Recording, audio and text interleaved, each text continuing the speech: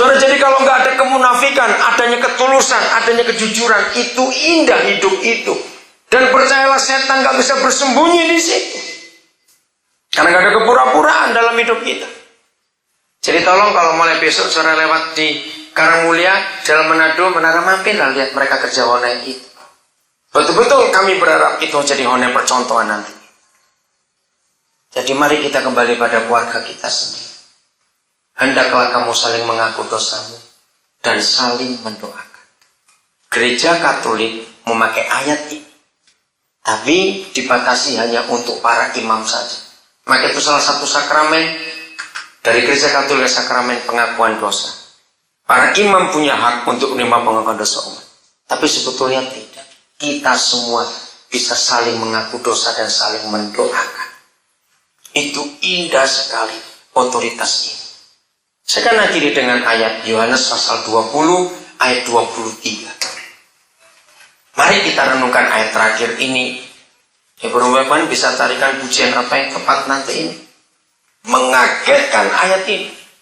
Saya tahu saudara, ada 90 sekian persen lebih gereja di Indonesia tidak pernah mengajarkan perintah ini. Padahal ini mutlak. Mari kita baca sama-sama ayat 23.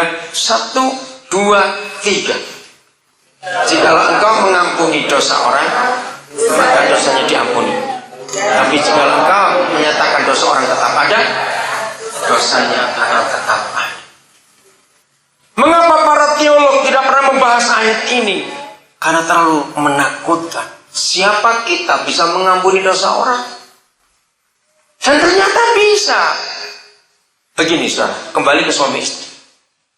Kalau kita memaafkan dosa istri kita waktu dia bersalah, kalau kita suami, sama seperti hukum doa Bapa kami, ampunilah kesalahan kami seperti kami mengampuni orang yang bersalah kepada kami.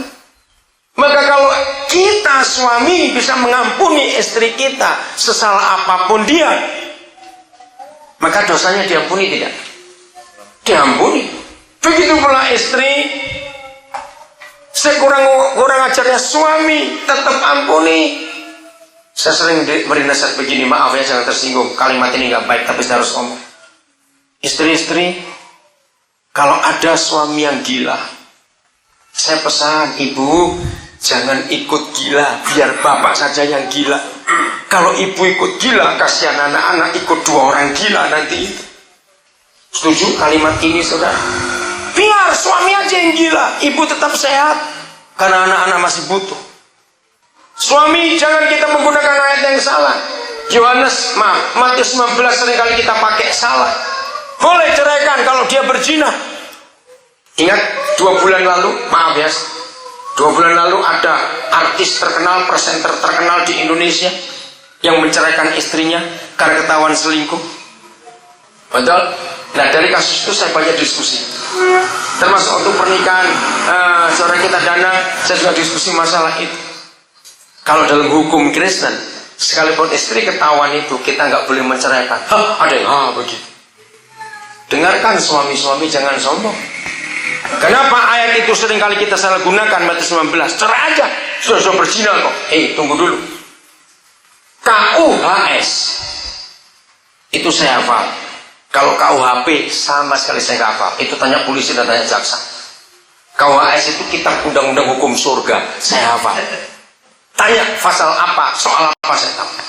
Saya sebutkan, masih ingat KUHS tentang perzinahan di Matius 5? Wow, kalau kita pakai KUHS, nggak ada yang selamat di antara kita semua ini. Masih ingat KUHS soal perzinahan? Barang siapa memandang, terus kan, jangan pura-pura nggak tahu. Ayo, memandang siapa? Orang lain, perempuan, lalu menginginkannya, maka kita sudah berzina dengan dia di pikiran kita. Gara-gara ayat itu saya pernah berdoa, lebih baik matai buta Tuhan supaya aman. Ayo jujur, siapa yang bisa lolos dari hukum itu? Karena mata kita ini. Satu kali saudara kami diundang Natalan. Nah istri saya yang terima undangan itu pertama kali kami lihat ada gereja di Kebun Jeruk, ya Jakarta Barat. 100% jemaatnya itu tunanetra, 100%. Wah, tertarik sekali saya untuk hadir. Nah, begitu kami masuk, ya memang buta semua.